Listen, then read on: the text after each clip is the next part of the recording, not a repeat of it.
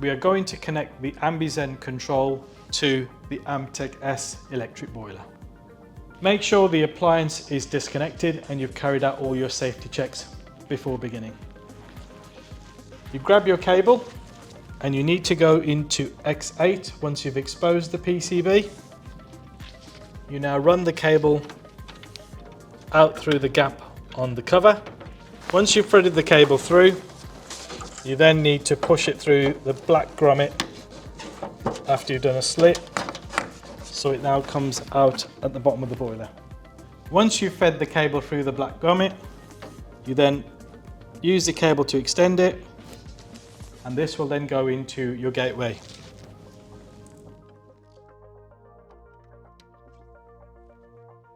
You now need to download the Baxi Start Commissioning app to connect the gateway to the AmbiZen thermostat.